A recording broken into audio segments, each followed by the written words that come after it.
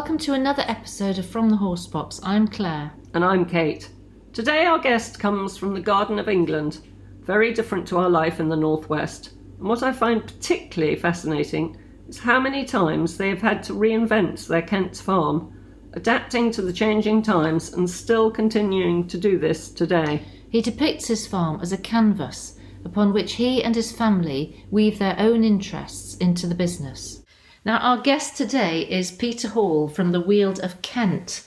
Now, Peter, it's very good to meet you. How would you introduce yourself? Well, goodness, I'm a fourth generation farmer from the low Weald of Kent. We're on the floodplain down there.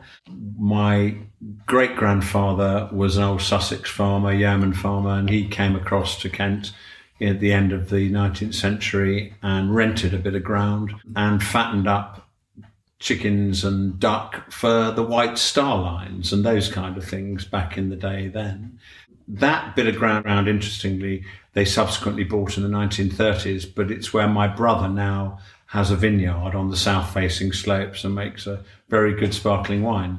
So things have moved on there. My great-grandfather and grandfather then bought bits of ground around and about the village and grew predominantly hops, but some fruit. One stage when I was a boy, we had, so I'm 66 now, when I was a boy, we had about 100 acres of hops, which was quite a performance, the days of hop picking when the East End tipped out and provided, I think they shut three of the four car production lines down at Dagenham in order that the employees, the East Enders who were working there, could come out and pick hops down in Kent. Through my own life, we now have no hops. Can I ask when the oast house was built? The oast house was built in 1896 by a family called Euler. 1895 actually is the date on the building. That actually was the first piece of ground, that at the oast house and the surrounding land was the first bit my great-grandfather and grandfather bought in 1921, I think, or 22. And they've subsequently bought other pieces around the village. And as my father and then I have continued that, we're now about 400 acres around the village of Marden. And it's huge and still there today. The oast house. Yeah, the oast house is absolutely still there. The last hop crop was an organic one. We dried and pressed 16 pockets, which is a 200 kilo bale, basically unmanageable, unwieldy thing. In 2016, after that, sadly, my hop man died. He was a great archaeologist and he just dropped dead digging up Roman remains one Sunday afternoon. He was 70. His son now works for us and he's absolutely fabulous. I mean, proper lad of, Kipling had a great poem called The Land, and it's all about whoever has owned the land through history. There's always a yeoman family. There's always a family who never moves very far, and that's the thread that runs through bits of countryside. The people often who've worked on the farms but not owned them for generations. My hop man had gone. The oast house, the burners and the drying system was only he really knew how to operate it. It was very hard work. And actually the hop garden was the last one we had, was pretty near collapsing as well. So we took it down and actually it's now a vineyard, that particular hop garden. But the oast house, as a result of this great man, Trevor, who was also a phenomenal local historian. And we ended up with the original Marden Church organ, which is an old Walker for those that are interested in that kind of thing, reassembled on the top floor. It's a 3-floor building. It's enormous. Reassembled on the top floor. So we've used it for church services. The vicar used to move. She used to bring the choir, the organist, all dressed up with everybody, the congregation for Rogation Sunday. She'd shut the church up, put a gone away sign on the door, and we'd have the Rogation Sunday service in the oast house, which was fabulous. And then a cup of tea afterwards, but all the old dears said, I don't think I'll perhaps have a cup. Maybe I might have just one glass of that rather nice rosé over there. As a result of that, they also held a harvest even song and then a carol singing at Christmas time, and we would provide, carol time, some mince pies and hot punch and stuff, and everyone have a high old time, sing carols at the top of their voice. We've also used it for concerts, actually, and plays, and goodness only knows all sorts of things it's been used for subsequently, but it's not used for drying hops anymore. So you're obviously well used as a family to producing food of the highest quality over many generations. Would you say that this is in your blood? It's a good question, actually. I mean, the answer is yes. They've always increased what was there and run what was there. They've taken on what was. But up until I came back from I did my degree at Y College at London University and graduated in 1980. Came back to the farm, and my father handed it pretty much straight over and said, "There's too much change going on. You get on with it. I've got other things I can be doing." I think that everybody's had challenges over time, but I'm not sure that there's been so much change so fast as there has been during the period. Certainly it's accelerated. I mean, it was beginning to get going in the 1980s as far as we're concerned as fruit growers, certainly the fruit growing side, because of the upsurge of the supermarkets and the way that it's been in recent years, it's just moved at an absolutely exponential speed. So that diversity has meant there's plenty of interest for whatever project you're interested in, your farm seems to adapt to. It's a canvas, isn't it? I mean, I wanted to be a chef actually when I left school. I never thought about being a farmer, and then I think I thought, oh, actually, I'll go to ag college. That'll be quite fun, and I got the bug. But I mean, I can grow things. I love growing things. I've got a fab kitchen garden, and I really, really like that side of it. But actually, it's the business side that's such fun, because you've got all these assets, buildings, land, whatever you've got, and the picture you paint on them or the business you run on them can be reflected in each different generation. So if you have a slightly different bent, I mean, my eldest son, I've got 3 boys. My eldest son is he's now very much involved with running the day-to-day aspects of the business, not the paperwork, but the physical activities of farming, which he does with wonderful Trevor's son, Duncan, who the two of them do it together. My middle son didn't really want to be involved, but he lives on the farm and wanted to do something. He's developed an oven-ready game business, and they're absolutely going, gangbusters on that. That's providing a very, very good. But then he has a strawberry stall on the side of the road at the period of a time when there's no venison or wild game to be had. So I feel a bit like Pop Larkin at times, really, where every member of the family is doing something different. Then my youngest son lives in London, but he was trained in the hospitality management world and is incredible on logistics and those kinds of things. They've all got very different skills and enthusiasms, but the farmers allowed everybody to do what they want to do. We had this in our last podcast, actually, saying that times were changing so quickly now. I mean, it's never the same from one year to the next. But can we just finish on hops? So you actually were the first producer of organic hops, which was obviously quite. We were. In fact, it was for an Edinburgh brewery. A guy called Russell Sharp got hold of me. So was there any chance of us producing hops organically? Because he wanted to produce. Never heard of him. He was an interesting guy. A great entrepreneur. He was the Caledonian Brewery, which I believe was the last brewery in the UK to have direct-fired copper kettles for brewing beer in. He produced an organic beer called Golden Promise, and we worked together for ages, actually, and he was a cracking bloke. I mean, wonderful fun. And then, I don't know whether, I think they sold the business or got involved with a big brewer and were brewing stuff under license, so all of what we did disappeared. We were only growing hops organically by that stage, and they went to the Witchwood Brewery in Witney, David Cameron's constituency, and they were brewing all sorts of, they would brew Hobgoblin and all those kind of things which people would know as a brand. But it's now been bought by Marston's. But when we were doing it, as it was just Witchwood, they brewed all the Dutch original ale under license there, so they needed an organic hop to use. We were the ones they used. So I think the barley came off the Prince of Wales's estate. I think it may have come from Highgrove, actually. As Prince of Wales, now our king, actually, but the Prince of Wales he then was. As I said, we were doing that to till 2016, and then they were bought by Marston's, who didn't want an organic beer, I don't think. They may or may not have done, I don't know, but the market dried up. So with the business continually changing, top fruit played an important part. What exactly did you grow?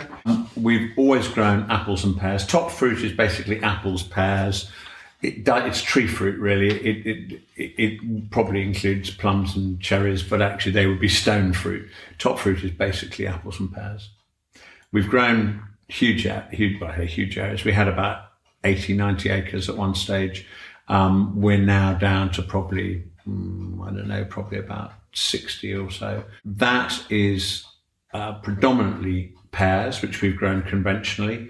And the rest of it is apples, which we grow organically, a bit like the organic hops. We develop systems, quite sophisticated growing systems actually, to grow apples organically. All the top fruit, we used to pack ourselves. We used to pack our own top fruit along with other growers and also imported produce to give us year-round work in a pack house.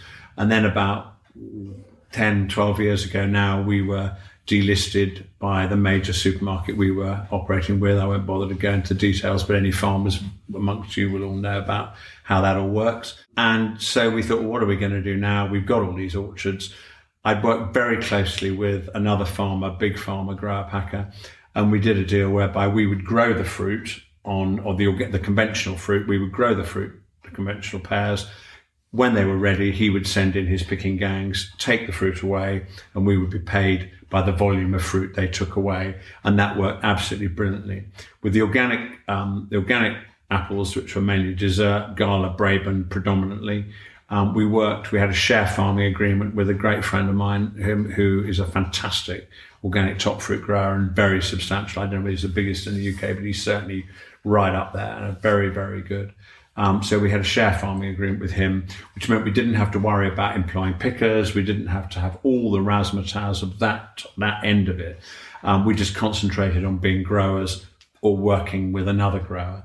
That worked absolutely. Has he had any problem with the pickers? Has that not been a problem to him? As I understand it, and I can only speak as I find, he has not had problems with pickers. But they pay well. They've had teams of people who've come for years and years from not just from Europe. I mean, obviously Brexit caused a real upheaval because I think the government was quite happy to give visas to people from just about anywhere other than Europe. They relented, didn't they? They did eventually relent, but there was a period of time when it was absolute chaos, as I understand it. It's become... What I think, from what I can understand, has really upset the apple cart is the war in Ukraine. COVID initially, and then the war in Ukraine. When COVID arrived, everybody ran for cover, ran for home. We all know we're lucky enough to be in the countryside, so we didn't go anywhere. But anyone who could get home, they saw that as a safe haven. So a lot of the Eastern Europeans went back home and to wherever in Europe. And of course, a heck of a lot of them were Ukrainians. And they've obviously got other things on their mind now. So that left you without any help? Well, we were fine, but the people we were working with were getting pickers from where they could. Now, the organic guys, I believe, had no great problems. They still got teams of people who were still coming from wherever they came from before. I don't know exactly where, but the big grower who we worked with the conventional fruit was having to get people from all over the place. So I'm to give you an example. When they last picked them, which was last September 22, they were working in 14 different languages. Yeah. So you can imagine, and the other problem was that you've got different religions as well, and you've got people who think that alcohol's a good idea and they things that don't, and then you've got a row on the camp and all these kind of things. So they did have an absolute nightmare, I think, but it was largely because they were having to fish in a pond that was global rather than nearer to home. I mean, for what it's worth, I was with a friend in France recently for another business I'm involved with. He's Italian. He said, I can absolutely tell you it's no different in France, Italy, Spain, because they have also relied on immigrant labour and they can't get it either. So this is not just a British problem. So the long and short was, fine. Last year, the fruit was picked. It happened coincidentally to be the last year of my share farming agreement with my organic growing friend. That's fine. It just happened to come to an end. The guys who picked my pears, we picked a beautiful crop there, but because of the money they were being paid by their multiple retailer customers, could only afford to pay us less than half what we were paid the year before. It meant we lost 50,000 quid on literally just variable costs. Bang, gone. So no small business can manage that. We were then told they didn't want our fruit anymore anyway. Well, we weren't going to supply it for that anyway. So it was quite happily, it was a happy divorce. Everybody was happy with that situation. And we thought, well, what are we going to do now? We'll sit on our hands until Christmas this year. Because obviously if you've got an orchard, it's rows of trees, it's just like a wood or forest. They're trees, they're sequestering carbon. Underneath, you've got effectively, once you stop putting herbicides underneath the trees, you're going to end up with a permanent pasture, which is sequestering carbon. If it's done organically, it will improve in the biodiversity, which is very good for flooding. We're on the floodplain, as I said. So good field capacity, good water infiltration is great for both drought and flood, or helping deal with both of those situations. So we thought, we won't do anything. And then a lot of the farm, well, the whole farm, in fact, is in various stewardship schemes, which DEFRA run. A big chunk is in higher tier, and we were putting together a mid-tier scheme to encompass all sorts of other bits, sweep up other bits of the farm. And one of the payments that DEFRA announced was almost £2,000 a hectare for organically grown top fruit. So we would end up with £50,000 a year from our top fruit if it was grown organically. Most of it already was. So that's all gone in. So you found a way to positively harness the environmental schemes. Yeah, absolutely. Absolutely. No, we were already doing that. We were already doing, but I mean, to give you an idea, we're 400 acres. That's one field in Essex. So we've got 67 land parcels on that. And our biggest field is 50 acres. So that means we've got 66 land parcels on 350 acres. So it's great if you're growing grapes or something like that, a little clove. It's lovely, all sheltered and beautiful, but you cannot grow any of these other things on any kind of commercial scale when you've got a situation like that.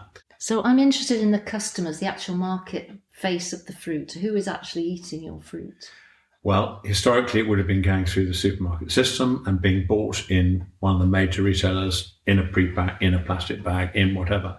Because, as I've described, it's impossible for us to grow fruit that will make money, make a return, even pay for its growing costs at the moment now. For all sorts of reasons. We looked to see how we could retain the orchards. And one of the benefits of the environmental schemes that DEFRA has outlined is the payments for growing top fruit organically. We can grow our top fruit organically, really dog and sticking it. We're grazing sheep underneath the trees, even though they're not huge, big old trees, but they've got a trunk rather than a row of a fruit hedge. We can graze sheep under the trees. We can do the absolute minimum, prune mechanically, do pretty well nothing. So our costs are virtually zero. And we are giving the fruit to a London food charity, the Felix Project, who put together teams of volunteers who are coming from banks, from estate agents, we've had JP Morgan, we've had Morgan Stanley, we've had Nomura, we've had Investec, we've had Pret, we've had Fortnum and Masons, we've had 5 teams from Knight Frank. Just to give you a flavour of the sort of people who are coming, they're coming to do their days that they're paid to do corporate social responsibility work. They volunteer for charities. Some of them who will have done work with Felix will work in their depots in London or in the kitchens there. But we will have had over 1,200 of them on the farm by the time we finish in about 2 weeks' time, picking our entire crop, which will be going to the very poorest and those in genuine food poverty, where they would never, ever have apples and pears or plums on their shopping list. So the charity is benefiting because the supermarkets are not buying them. The supermarkets would buy them, but the amount of money that they will pay for them won't even pay the cost of putting them through the pack house and distributing them. There's no point in doing that. So we're looking at it on the basis that we're being paid to produce fruit organically as part of an environmental scheme. And after all, an orchard is only a forest in lines. It's sequestering carbon. The ground underneath that's been grazed by sheep becomes organic permanent pasture. The biodiversity in the soil goes through the ceiling. It makes it better it improves the field capacity, so the trees are more resilient in drought. It also holds more water, preventing runoff, so helps with flooding. We're down on the floodplain, as I said. And we're still producing a crop at the highest quality, but it's being picked by volunteers and given and distributed by volunteers to those in absolute food poverty in the poorest boroughs of London. It's a broken system, but it's maximising the benefit for absolutely everybody from a system that's broken. It's taking a broken system and turning it into a system that is benefiting those in society in most need. So am I right in drawing a parallel to our other podcast conversations in which a very diverse part of the farm is making the whole traditional part of the farming work, like the Crocky Trail, a diversification scheme is helping fund a milking parlour, and a veg box business is helping fund. So you're making the farm work with your environmental schemes.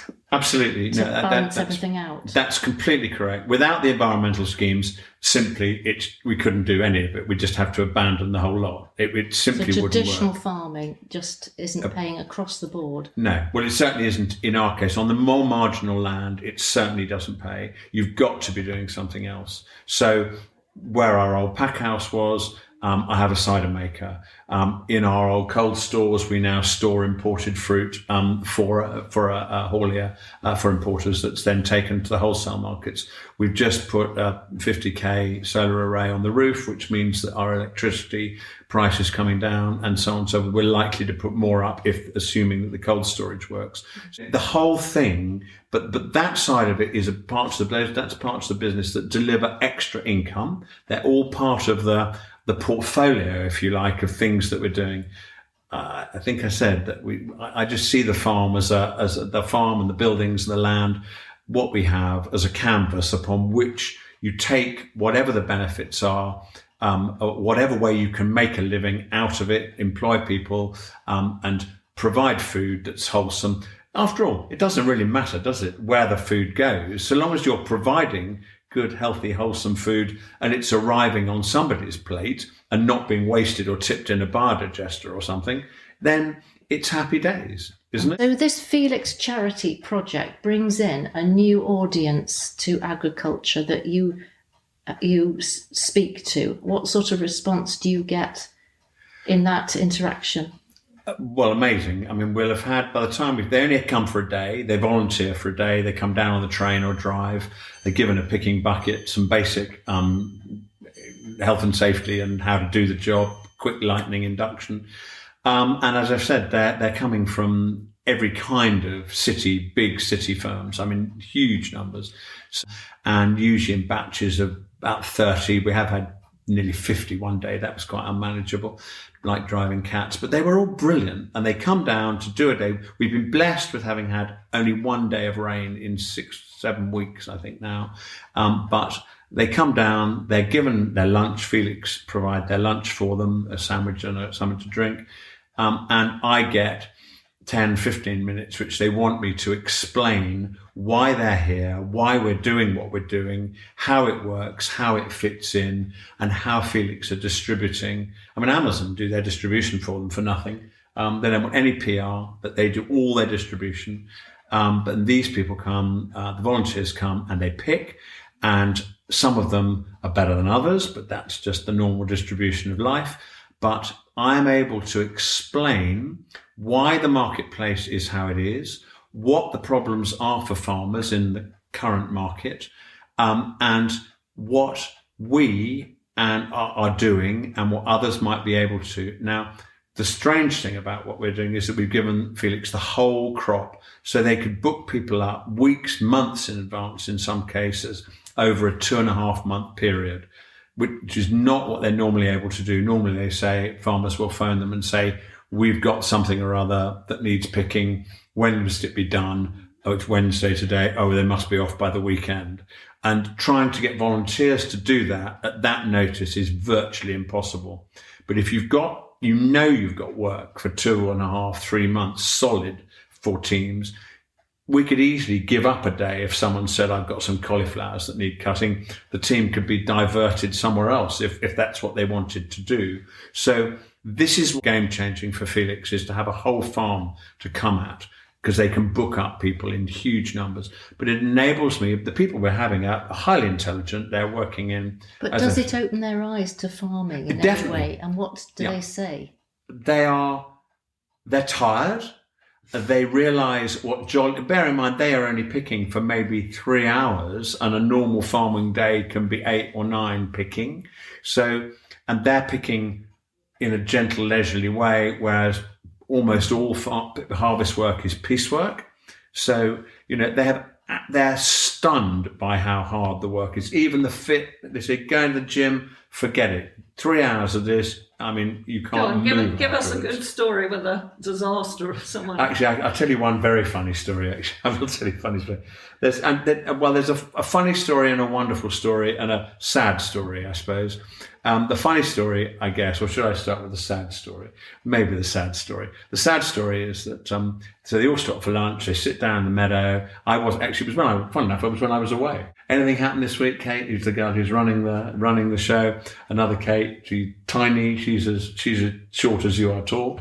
But she runs the show, and she said, we had 5 people from wherever, I don't know who they were, I don't think she even told me, but who at the end of 1 o'clock, they have stopped for a sandwich and a drink from 12 to 1 o'clock close. Off we go then, let's get back, let's get this done, job and finished, not got much more to do. And off they all go. And then she looks around, there are 5 of them still sitting on the mat. She said, you coming then? It says on the agenda, lunch 12 till 1:30.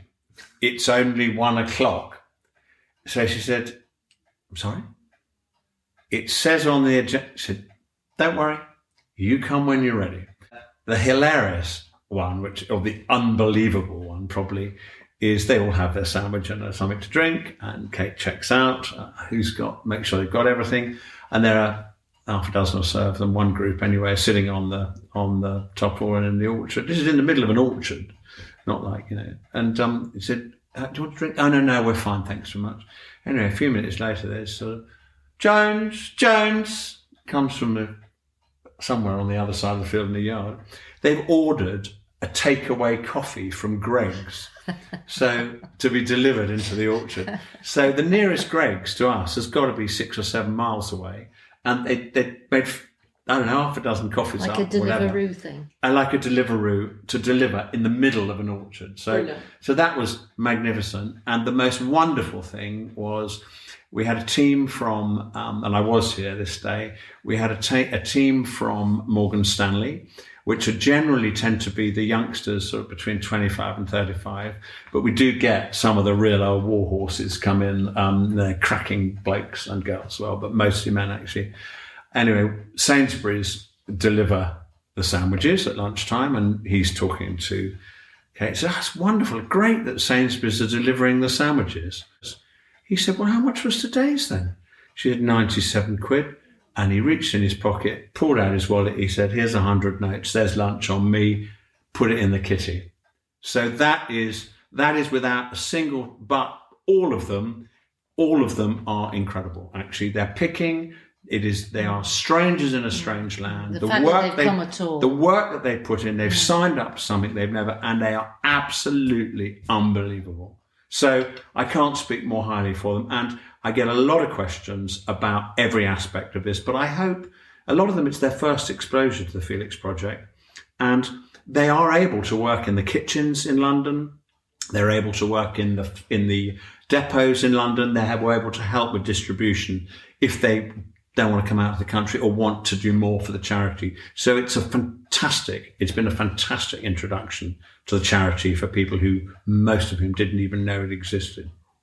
You tick the boxes for the environment and conservation for DEFRA, but it's important that obviously your neighbours are on the same page. So you have developed this cluster farming, am I correct? Yeah, no, absolutely, Kate. The beginning of 2020, DEFRA and the government were just unveiling elms as a concept. And so the environmental land management schemes, which was going to be a combination of stewardship and what they called the Sustainable Farming Initiative, and then landscape scale, and so on and so forth, landscape scale, land recovery, and so on. And I met a friend. We happened to be in the local butcher at the same time, and we got chatting, and we were talking about the concept of landscape scale, because we felt that we were doing a bit of stewardship, but we felt that there might be a multiplier or extra payment if you were part of a landscape scale project. So we thought, well, why don't we have a word with a few neighbours and see if we could get together and form a bit of a cluster. So we would be very informal, but it would be a way we could get together in the pub and have a pint and have a chat, or not, or just chat over the fence, or we could show each other what we were doing on the farm. And we would also perhaps have more credibility with our amazing Natural England team. And we're very blessed in that our local Natural England team is out of the top drawer. Actually, I'm probably not surprised, because the guy who's the team leader, his previous job before becoming a field officer for Natural England was the lion tamer at Port Lim Zoo. So, he's plainly not keeping a few farmers in order wasn't going to be a big deal. But what it's meant is that, first of all, these schemes are complicated. So, and everybody has a different aspiration, or wants is able to move at the speed that we all move at different speeds, or have greater or lesser aspirations. So, or abilities, actually. So it meant that nobody was being dragged or forced. There's no kind of committees or anything formal. We're utterly informal. But what it's meant is that all of us know the person next door. We get on with different people. And as the cluster has grown, so we started with two of us that sunny Saturday morning in early 2020. Then, of course, there was COVID and lockdown, which meant that farmers were able to get out and about, but they were feeling quite isolated. So it was a very good way of people being able to feel they weren't on their own. Obviously, there were things that Natural England could do. Our team they did Zoom or Teams meetings online, but they were also able to do face-to-face out in the field, because we could easily socially distance. So during that period and subsequently, the cluster has grown. It's about 8,000 acres, which of course is one farm in Cambridge or maybe Shropshire or somewhere. But it's certainly in our part of the world, it isn't. There are 24 farmers in there. And if we've got 67 land parcels on 400 acres, then one can assume that there might be a couple of thousand, I don't know, on 8,000, but a lot anyway. We have 12.5 miles of hedgerow. You roll that out over the rest of that 8,000. So although it doesn't sound much in land area, in terms of potential delivery for virtually everything, it's a huge amount. So, as I said, it's been very informal. So we then got tangled up with Kent Wildlife Trust, and I don't know again in Wales if it's like that, but certainly in England, most counties have a wildlife trust. They were very involved with the Turtle Doves project, Operation Turtle Dove, with RSPB. We have turtle doves everywhere, all over the farms on the cluster, we now know. So there are serious projects going on. This isn't only environmental, it's for any idea to be shared. Anything to be shared. Yes. Any improvement idea. To benefit you all. Anything that improves. So you need data to know about what you've got. And Natural England have been able to run schemes. So ownership is simply historical. But if my farm joins your farm, why shouldn't my bird cover go up the hedge and yours continue on the other side if that's the right place for it, for example? So projects have been designed by Natural England, or stewardship schemes have been designed by Natural England, knowing what other farmers are doing, so that they're actually designing almost one project for the whole 8,000. Is it called joined up thinking? Joined up thinking. Now, we are blessed with our Natural England office. I fully understand that. And we're also blessed with the diversity of farmers, the level of skills that have come out of the woodwork, the knowledge. So I've been working with a local birder who was a retired headmaster since 2006 on the farm. He's been hugely helpful to me. But at the same time, we thought, well, if we got a cluster, what about, getting more of, because that had grown and there were people who did other things. There were birds united them, but there were entomologists, there were lepidopterists, there were botanists, there were all sorts of things. Why not try and get that as a with COVID and lockdown arriving? Well, with the cluster growing, more access for the people who were part of, Marden Wildlife. So Marden Wildlife was born out of this. And that they now have a website. So actually the first thing that happened was they said, well, why don't we put together a coffee table book? It'll give people to do online, things to do online, and set up something like that. So a coffee table book was duly produced and sold in the local shop or online or wherever. And money was received for that. I underwrote that actually, but I got all my money back for that. And the profit we made on that was then ploughed into creating a Marden Wildlife website. So the website has, goodness only knows how many hits, but they have a Facebook page which has 800 regular. The village has 6,000 people in it max. 800 regular Facebook users to their page. I don't do that, but that's done by Marden Wildlife. So there are people having the people who are the real recorders and who know about specific areas have a permissive access over the cluster land. Well, there's all sorts of things, and I may never see some of them, but I'll be flooded with others depending on what I've got, and it'll be different on other farms. They're recording properly. The records are going to, what is it called? The Kent Wildlife Records or something. I'm not quite sure, but I think most counties have a record of the natural world. I'm not sure what it's called. But anyway, they are recording and feeding information. We have field walks, which they will host on specific things when other members are invited. So normally they'd only be able to access through the footpaths, but they will arrange specific events on a specific farm to look at a specific thing. The turnout can be 40 or 50 people. And then the icing on the gingerbread is that recently Ray, who, as I say, was a school headmaster originally, specialising in mental illness and is very aware of all of this, has been asked to speak to our local doctors' practice. They got 5 other practices from adjacent parishes and villages and so on in. He spoke to them in the village hall about social prescribing.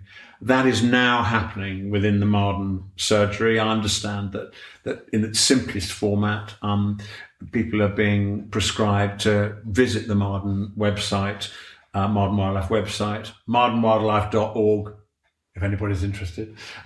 Quick puff for them. But to visit the website in order to get a feel for the natural world and visit the Facebook page if they want to, because loneliness is one of the things that people are so struck with since COVID, and loneliness, isolation, mental illness, these kind of things. We know that they're all improved with access to fresh air, green space, all of these things, and doing something worthwhile. So the birders will encourage people anybody who wants to get involved, children, anybody, to come and join a netting and ringing session, a recording session, even just to watch, but they may be taught how to hold a bird properly and then release it.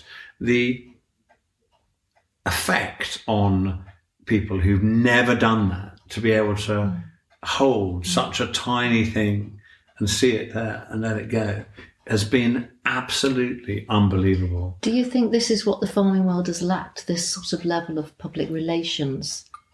And what benefits do you see for yourself? Public engagement has, the day of the get off my land farmer has to come to an end. In Scotland, they now have access virtually everywhere. I don't know what it is in Wales. At the moment, it's still footpaths, but there's talk of more and more. But it's harder with livestock. Right to roam. It's harder with livestock. Of course, we have sheep, but they're not quite as aggressive as cows in calf and so on. And this is where common sense has to prevail. The idea that everybody should be released everywhere to wander as they wish. But we don't do it. Sheep are there are odd people who have cattle, but they tend to be way out the way. But the Marden Wildlife website actually also, in a very gentle way teaches the country code, not orders people do it, but explains why. There are footpaths everywhere. And Kent County Council paid, I think, 500 quid they financed to have the Modern Wildlife, to have some QR codes created with the Modern Wildlife logo on a hard plastic that's indestructible-ish, to be screwed to footpath signs where people enter and leave a particular piece of land where there's a project going on, or what is the farmer doing here? And it will take you, that QR code will take you into the Modern Wildlife website. It's the only way you can get at that information. You can't access the information for that footpath from the website, but you can get into the website. So that will take you to a page which will explain Peter Hall is the farmer on this piece of the footpath you will see on your right, and you could expect to see at this time of the year, at that time of the year. Please keep your dog on the lead, because there are a lot of ground nesting birds which will be disturbed. You may not think you're disturbing them, but the dog will disturb them. They really will. And keep an eye out, because you may see this and there'll be a picture of it, or you may see that, but this is what's going on. It's about understanding the country. It's all about people are walking the footpaths, they love QR codes. So click, it takes them in, and it's unbelievable how many hits they have, and it's unbelievable how many people then, you can track all this, can't you? Unbelievable how many people then travel through the website, and they would be able to tell you, but there is a significant number of people who come and get involved with the group who have been introduced to it by clicking on a QR code on a footpath. And they're all different. The bit from my bit of footpath will be different from your bit of footpath and your bit of footpath, and as all the farms are different. To conclude, the whole success of this farming and environmental scheme in your clusters, how does it all work so well? It works because nobody is being coerced to do anything. Absolutely everybody is doing as much or as little of what it is that is their bag as they want to do. It doesn't matter how little you bring to the party, how much. One man, one vote. It's not, if I do a lot, I don't have any more say than you might if you were just doing a little tiddling around the edge. Just the same with the volunteers for Felix. Everybody is doing it because they can see they've come because they're volunteers. They've come because they want to. We do our absolute best, and thanks to the good Lord, the weather's been amazing. Wow. But we do our absolute best to give them a good time. Everybody, and we hope that one girl actually has checked herself into a gap and come back a second time. And loved it. It's all about everybody doing what they feel they can do, they're comfortable with, they want to do in order for the greater. Ultimately, it's enlightened self-interest. People are coming out to have a nice day in the country, but the knock-on effect of what they're doing, the multiplier. So one day's picking will create somewhere round about, and they might pick 2.5, 3 tons of something between them. And that will roll out into somewhere around about 9,000 meal portions. It's an per day. Amazing story. So how do you feel that this DEFRA-led scheme is going to continue? Well, DEFRA have created the scheme, and we feel that the options are absolutely amazing.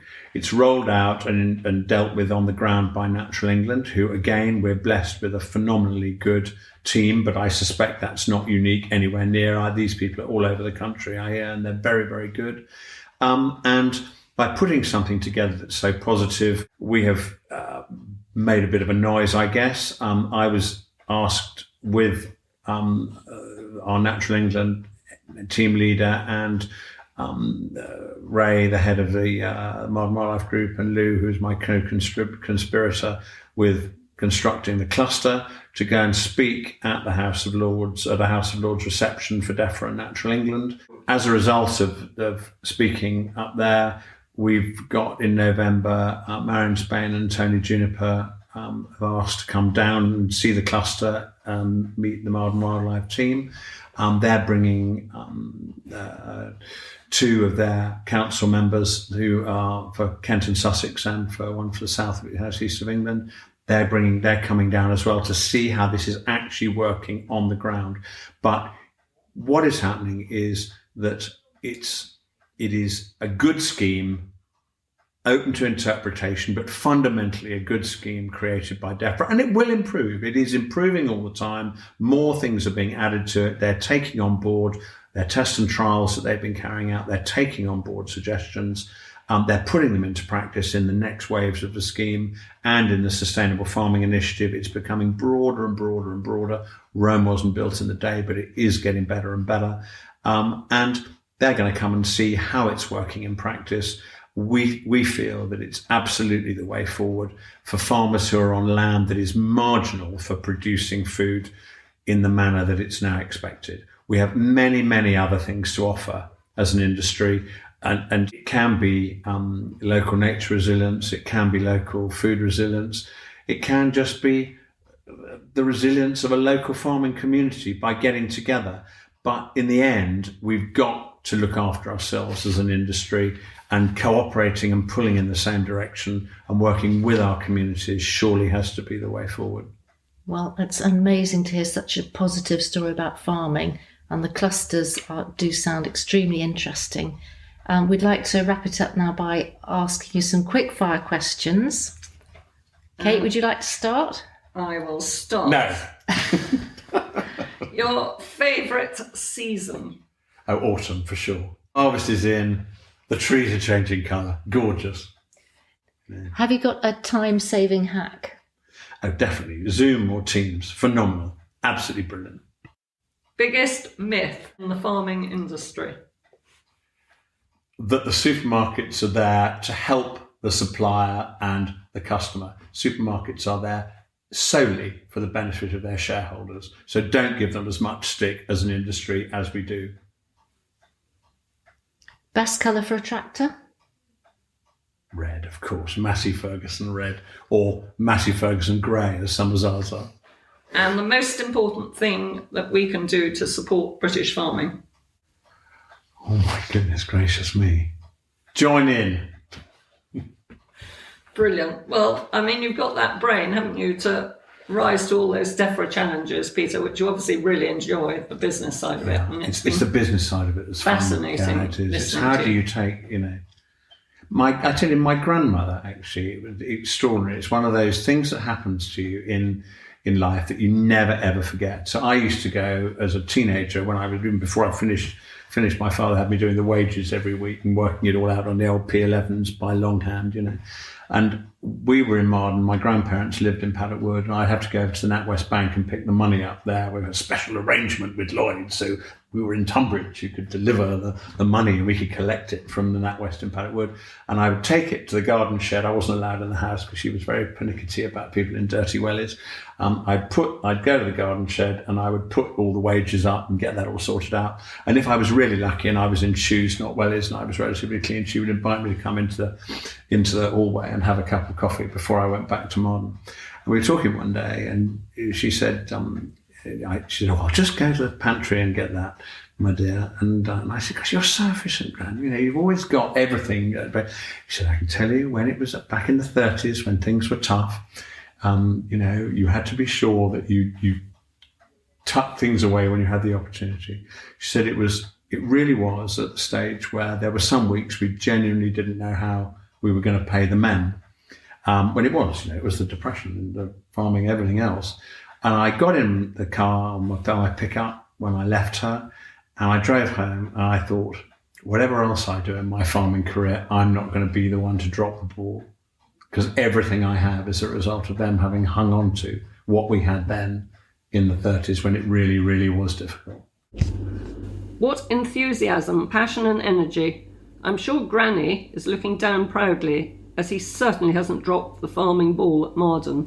Our guest not only produces top quality food, but is a leading figure in introducing changes and benefits which go far beyond this remit. A modern farming image we are proud to showcase on From the Horsebox. If you enjoyed this episode, please press the like button and tell your friends, and we will be back next month when it could be you in the driving seat.